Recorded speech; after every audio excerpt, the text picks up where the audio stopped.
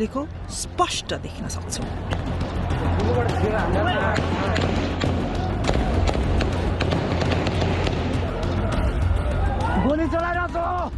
त्यसको 15 सेकेन्डपछि प्रहरीको त्यही टोली झैं देखिने समूह मैदानको कुनातिर अघि बढिरहेको दृश्य तेस्रो क्यामेराले कैद गर्छ।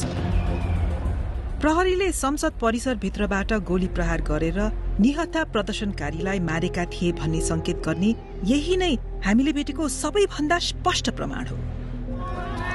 प्रदर्शनकारी जहाँ लुक्न सके त्यही लुके। चोटका कारण योगेन्द्रको मृत्यु भयो। उनी 24 वर्षका थिए। बीबीसीले विश्लेषण गरेका भिडियो फुटेजमा न त योगेन्द्रलाई न अरू कुनै पीडितलाई कुनै प्रकारको हिंसात्मक गतिविधिमा लागेको देख्न सकिन्छ।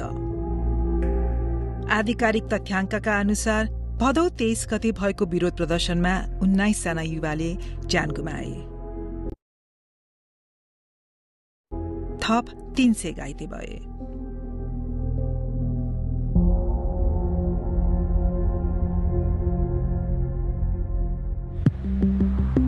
प्रहरीले आफ्नै नागरिकमाथि गोली चलाउने अवस्था कसरी बन्यो त?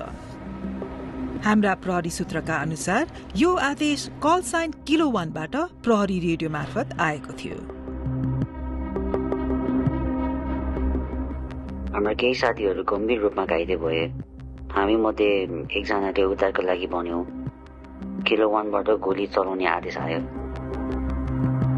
प्रहरी सूत्र र हामीसँग रहेको अभिलेखका अनुसार कल साइन किलो 1 ले प्रहरी रेडियोमा उक्त आदेश दिएका थिए।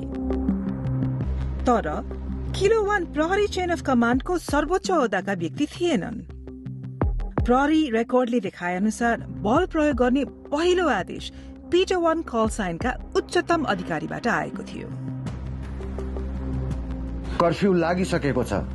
आदेश माग गरिराख्नु पर्दैन। आवश्यक बल प्रयोग गर्ने। पिटर 1 प्रहरी महानिरीक्षक चन्द्रकुपेर खापुङ थिए। उनले घटनाका लागि आफू जिम्मेवार नभएको बताएका छन्। नेपाल प्रहरीले हामीलाई दिएको जवाफ अनुसार बल प्रयोग गर्ने निर्णय काठमाडौँ जिल्ला सुरक्षा समितिबाट आएको थियो। प्रहरीका अनुसार समितिले बल प्रयोग गर्ने निर्णय दिनु अघि प्रहरी महानिरीक्षक खापुङले त्यस प्रकारको कुनै आदेश दिएका थिएन। अन्य प्रहरी अधिकारीले गोप्य सूचना संकलन, तालिम र निर्देशनमा गल्ती भएको स्वीकारेका छन्। आफूलाई सहयोग नगरेकोमा उनीहरू नेपाली सेनालाई पनि दोष दिन्छन्।